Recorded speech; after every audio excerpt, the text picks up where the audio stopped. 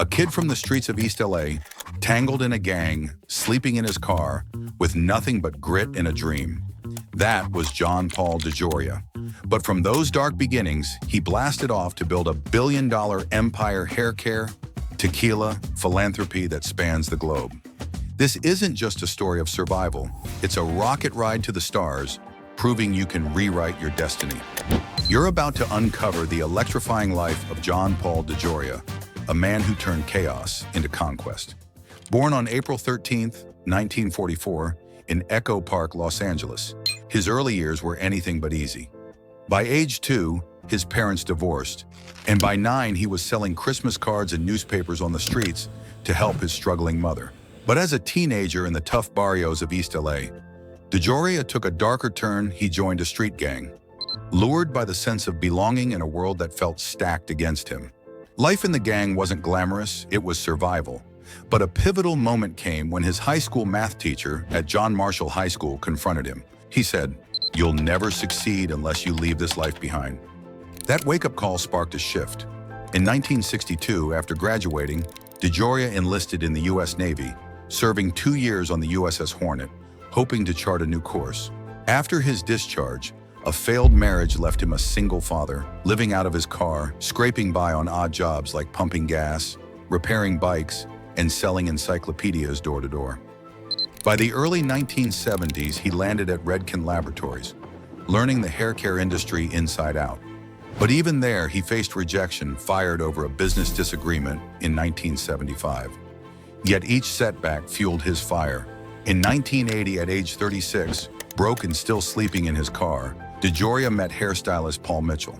Together, with just $700 borrowed from his mother and $350 from Mitchell, they launched John Paul Mitchell Systems.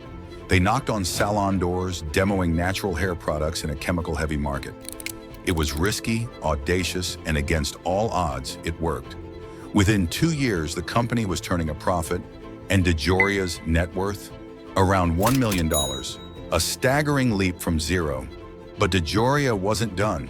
In 1989, after Paul Mitchell's tragic death from cancer, he co-founded Patrón Spirits with Martin Crowley, aiming to craft a smooth premium tequila.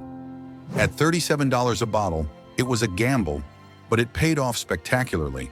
By the late 1990s, Patrón was a global sensation, and DeJoria's wealth soared. In 2000, Forbes estimated his net worth at around $800 million, split between his hair care empire, now grossing over $800 million annually, and his growing spirits business. Fast forward to 2017, DeJoria's net worth hit $3.1 billion, making him one of the richest sharks on Shark Tank, where he guest starred as an investor. That year, he sold 70% of Patrón to Bacardi for $5.1 billion, boosting his fortune further. But money was never the endgame.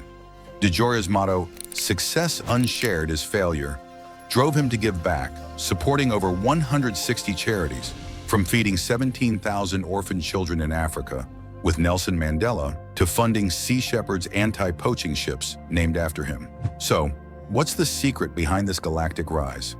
3 rules. First, resilience face rejection at door 59 with the same fire as Dr. One. Second, vision sell the reorder, building loyalty that lasts. Third, purpose use success as a platform to lift others. From gang life to global icon, DeJoria proves your past doesn't define your future. At 80, he's still pushing boundaries, investing in space tech and clean energy. John Paul DeJoria's story isn't just inspiring, it's a blueprint for anyone who's ever felt trapped. If he can escape the streets, build empires, and give back on a cosmic scale, what's stopping you? His journey reminds us that every rejection, every struggle, is a stepping stone to the stars. If this story sparks something in you, smash that subscribe button and join us for more tales of triumph. See you in the next video.